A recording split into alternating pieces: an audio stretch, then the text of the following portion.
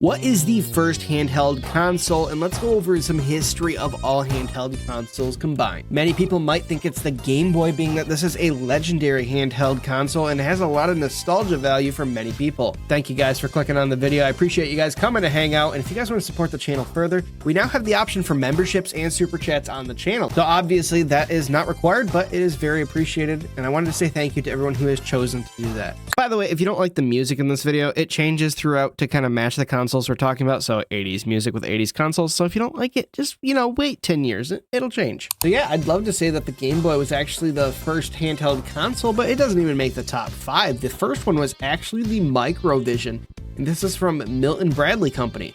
That was the very first handheld game console that used interchangeable cartridges. Now, these cartridges are not like how the Game Boy cartridges were. This actually had the computing components in every single cartridge, where the handheld itself was nothing more really than just a screen. There was about roughly 10 to 12 games released on this, and this was released in 1979. Now, a couple years later, in 1981, we have the NTEX Select A game. They released 6 games with this, and then dropped support in 82. So they had one solid year here. They had 2 sets of buttons on each side. Kind of looks eerily like in 1980s Switch. I mean, hey, NTEX, now's your chance to get your bag from Nintendo. Now, I do want to say, guys, we're not doing every handheld. I know that's kind of what I said. We're going to do every relevant handheld, because basically as we move on to modern times, there's so many Switch clones and DS clones. We're not doing those.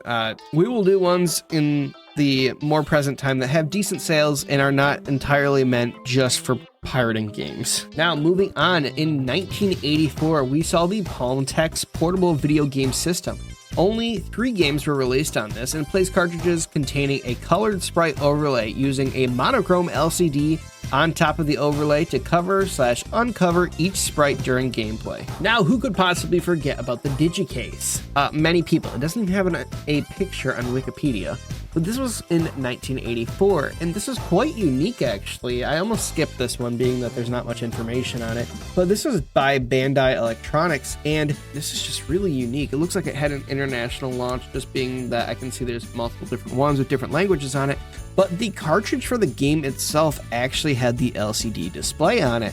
Unlike most of these other ones, or all, I'm assuming, that no, of course the game cartridge doesn't have the display on it. And hey, if you guys have had any of these, please do comment down below, and if not, let me know which one you think sounds the most interesting. Now, we're moving on to everybody's favorite, the Game Boy by Nintendo. You ever heard of it? No? Wow, wild. Well, that came out in 1989.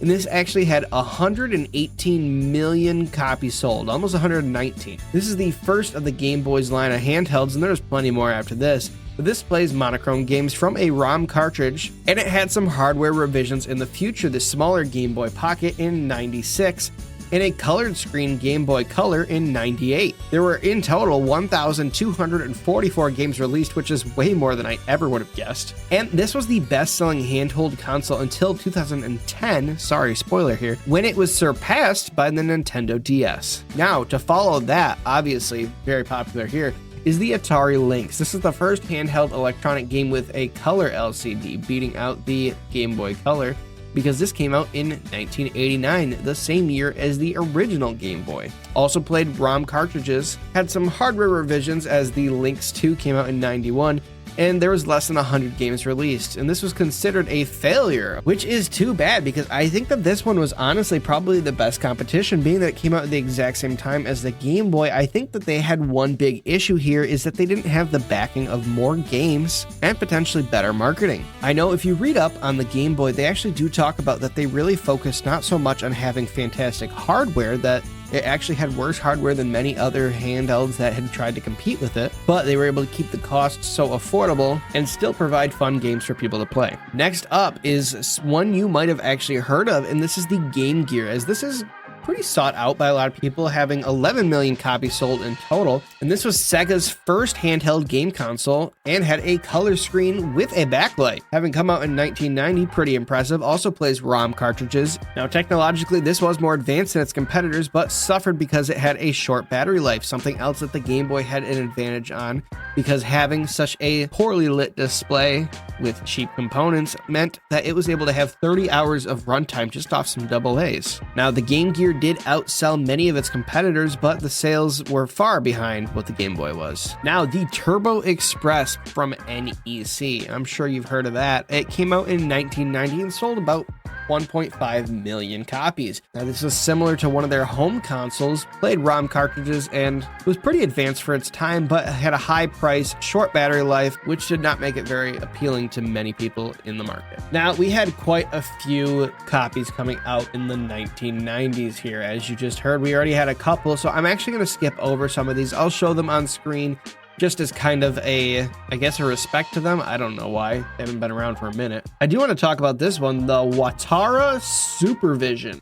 It's pretty cool because this is technologically similar to the Game Boy. It came out in 92. The screen could be tilted relative to the controls via flexible connection, and it's very unique looking compared to everything else we see in this time period. The hardware revision looks similar to the Game Boy. This plays monochrome games from ROM cartridges, could link to a television via the link cable, and considered to be a failure. This was often viewed because it had a very considerable lack of games. Now, up next is the Sega Nomad. Having 1 million copies sold, this is pretty sad because this was actually 10 million less than what Sega's last handheld had. Now, this console was considered to be a technical marvel, but a commercial failure, having come out in 1995, but it did suffer from fast battery consumption and launching at times when Sega was trying to support many other platforms and did not have proper support. There was no game specifically made for it, no compatibility for any other Sega platforms, and played entirely Sega Genesis library, and was a major letdown for the second and the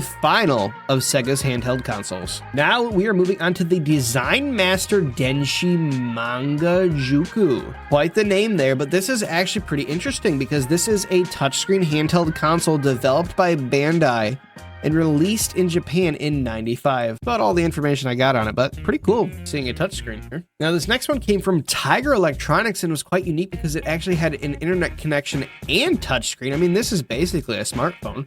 And this came from Game.com. That's quite interesting to include your website just as your brand name. But like many of these, played monochrome ROM cartridges. It did actually get a revision in 98, this one having come out in 97, and selling 300,000 copies. And once again, surprise, surprise, considered a failure. Now, this is one I've definitely heard quite a bit about. This was the Neo Geo Pocket. This came out in 98 and actually had 2 million copies sold, which wasn't too terrible. It had a hardware revision with the Neo Geo Pocket Color in 99, which, man, that just actually sounds like a ripoff of all of the Game Boys.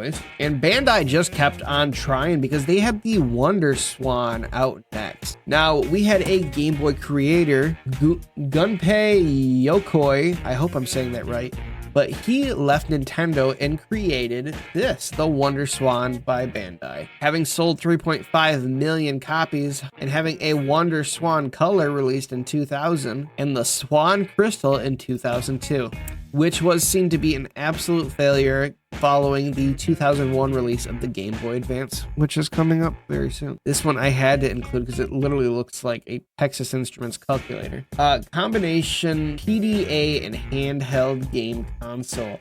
This is by, I don't know who it's by, but it's called the Cybeco. It had more than 430 games produced for it, all free, and it had a revision in 2001 called the Cybeco Extreme, which featured various improvements. Now, moving on to the next era, the Game Boy Advance by Nintendo, believe it or not, 2001. Now, this sold 81,500,000 copies. Now, this was backwards compatible with the Game Boy and Game Boy Color games and had a hardware revision, the Game Boy SP in 2003, and a smaller Game Boy Micro in 2005. Now, this is near and dear to my heart because the Game Boy Advance SP was actually my first ever console. I had the silver one. If you guys had one, comment down below what you had. Someday, I really want the Onyx one, which is like the dark gray with black buttons. Someday, I'm gonna find one for like not stupid pricing. This had roughly 1,500 games released just for it, and not including all of the games that were compatible with the Game Boy. being the other 1,244 games. Now we're skipping quite a few here as we're starting to get some that are just clones basically of Nintendo products. Other than this one, because this one's kind of cool. It came out by Nokia, and this was the N-Gage, which this was a combination handheld game console and a phone. Looks like this thing played off of SD cards, or I guess they were called multimedia cards back then. Maybe they're not the same thing as an SD card, I guess. Very similar. I'll include a picture. And this actually got a re-release in 2004. Sadly, this was a commercial failure. It's kind of cool though. Now moving on to 2004, we've got the Nintendo DS selling 154 million copies. Being the successor to the Game Boy line, this was a big deal. This featured two separate screens, one of which was a touchscreen and had a stylus. This had plenty of hardware revisions, having the DS Lite in 2006, which is arguably better, the DSi in 2008, and the DSi XL in 2009. Man, they were really pumping out some handhelds back then. Now, all models play DS-ROM cartridges, regular DS models compatible with the Game Boy Advance games. And so yeah, that was the first DS, and the DS Lite both had the capability to use Game Boy Advance games, which was so cool. Sadly, the DSi models dropped this support with GBA, but added some limited library of digital download games. This was considered to be a huge commercial success and was the best-selling handheld of all time, and the second best-selling console of all time behind the PlayStation 2 at the time. Speaking of PlayStation, about time they get into the handheld game, they've got the PlayStation Portable by Sony, if you didn't know. Not nearly as popular as the DS, as it only sold, I say only, but it's 80 million copies, consoles, coming out in 2004 as well. This played their own proprietary universal media discs and had digital download from the internet. All right, skipping ahead quite a bit because now we are getting into some territory where it is almost all just copycat consoles. So moving on to the Nintendo 3DS, which was the successor to the Nintendo DS line. I remember when this came out, this is one moment that I really regret because I remember my mom asking me right before Christmas time, hey, would you want one of those 3DSs? And I was like, I don't know. I don't think the 3D is probably going to work that good, so I guess probably not. I was an idiot. But anyways, had some hardware revisions. Got the 3DS XL, which is much better. Got the Nintendo 2DS, which I actually don't mind, as well as the new Nintendo 3DS and the 2DS XL, which I think is probably my favorite. Once again, using two separate screens. It was capable of projecting a stereoscopic 3D effect without the use of any glasses. Now, this was much better in the newer consoles than it was in the original, because the original, you really had to be looking straight at it, where the newer ones, it got quite a bit better. Now, in total, we've got 75 million copies sold, and this came out in 2011. Now, Sony decided to take another crack at it the same year with the PlayStation Vita. Being the second of Sony's handheld consoles, this sold 16 million copies, which was much less than what they had seen on their previous handheld. Now, they had two models launched with this, a regular one and one with 3G capabilities, which was quickly phased out, and I think we all know why, because not much use for that, I guess. And after that, there's really nothing worth mentioning here other than the Nintendo Switch, which was a revolutionary console and is, as it is the most current Nintendo handheld. Not only is it a handheld, it can be played on your television as well with a docking station. This has individual Joy-Con controllers that can attach to the main unit or be used separately. It has a touchscreen display with a 720p resolution up to 1080 when docked and using the HDMI port. Had a couple hardware revisions as well. The Nintendo Switch Lite came out in 2019 and lost the docking ability, as this is strictly a handheld. And then we received the larger OLED screen in 2021, which once again has the same capabilities as the original Nintendo Switch, but was a much needed improvement. This was a huge success, which at the time of recording this, I've got 132.4 million units sold. Now, at the moment, Nintendo hasn't officially released anything on the Nintendo Switch 2, but if you want to see some of the leaked information and predictions that we've got for the Nintendo Switch 2, I've got plenty of that on the channel right now. Thank you guys so much for checking out the video. If you did like it, please do consider subscribing and let me know down in the comments. As always, don't be dull, stay sharp. You're going to love this video that's up on your screen right now. I'll see you there in just a second.